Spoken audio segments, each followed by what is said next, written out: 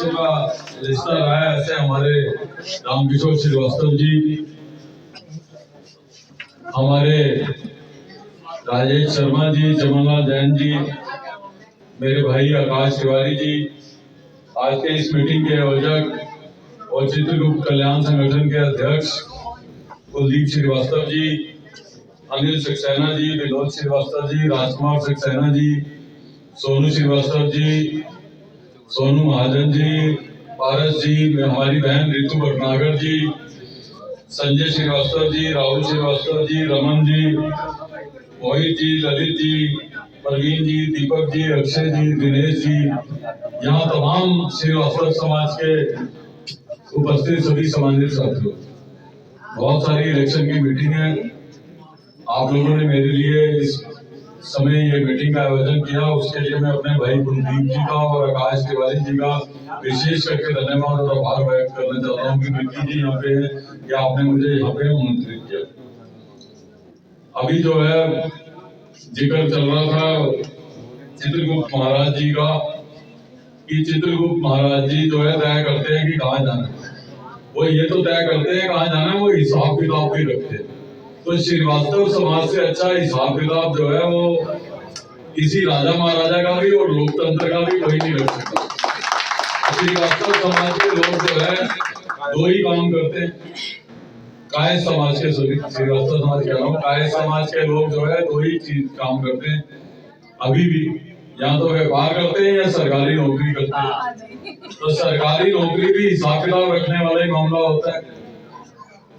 और जो दिल्ली में सरकार है, इसने ना कभी अधिकारियों पे भरोसा किया ना अधिकारियों ने इस सरकार पर भरोसा किया, इसलिए दिल्ली का भी बेड़ा गर्क हो गया और इस सरकार का भी बेड़ा गर्क हो गया।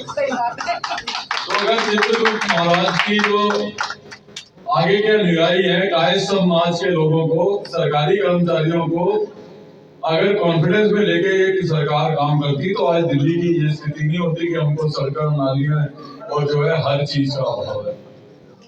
तो क्योंकि ये व्यक्ति झूठ पे झूठ बोल रहा है, आज यही कारण है कि सरकारी कर्मचारी इन पे भरोसा नहीं करते, जिसकी वजह से पीडब्ल्यूडी के टेंडर नहीं हो रहे, एमसीडी के टेंडर नहीं हो रहे, सड़कों का बुरा हाल है। जलबोर्ड घाटे में है, उसलिए सीवर की लाइन नहीं बदली जा रही, गंदे पानी की लाइन नहीं बदली जा रही, जलबोर्ड का बुरा हाल है। तो हर चीज के अंदर दिल्ली की इतनी खस्ता हालत हो गई है। अभी जो है तिवारी जी बात कर रहे थे कोरोना के समय में वायु की, अब तो कोरोना चला गया, आज भी जो हम ऑक्सीजन ले रहे हैं वो इतना प्रदूषण में है कि हमारी और आपकी उम्र कम कर रहा है।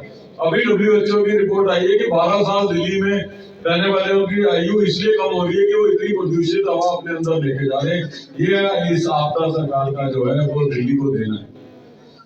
और मैं तो अभी ज्यादा लंबा भाषण इसलिए नहीं करना चाहता कि बहुत सारी मीटिंग है, 10 बजे के बाद माइक खत्म हो जाता है, जिसके जल्दी मैं अपनी बात रख रहा हूँ। लेकिन इतना जरूर कहना चाहता हूँ कि इन पिछले 10 सालों में गांधीनगर ने क्या खोया क्या पाया।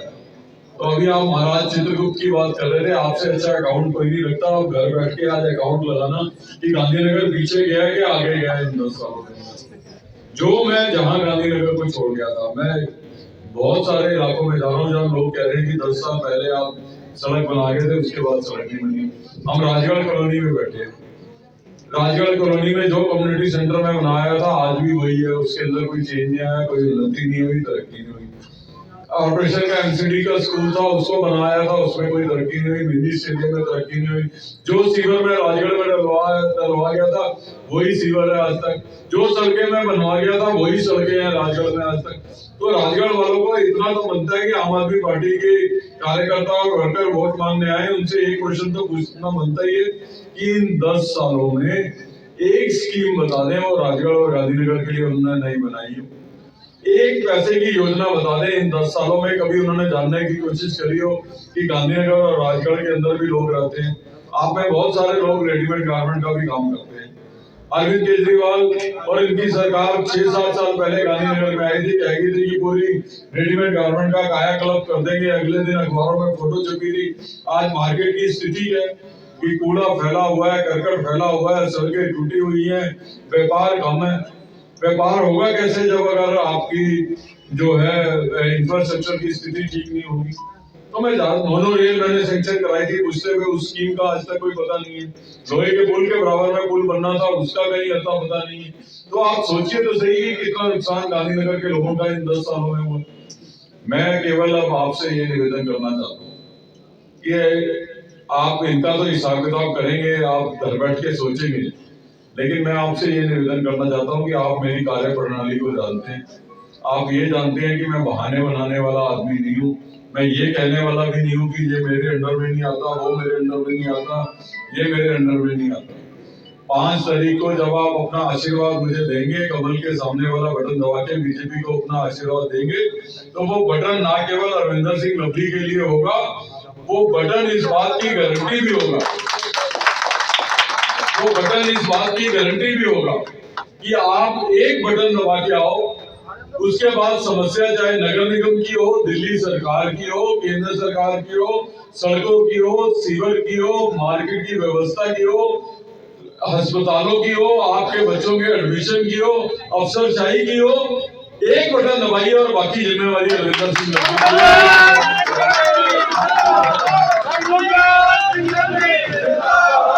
इसी निवेदन के साथ कि आने वाली 5 तारीख को आप अपना आशीर्वाद भारतीय जनता पार्टी को दीजिए।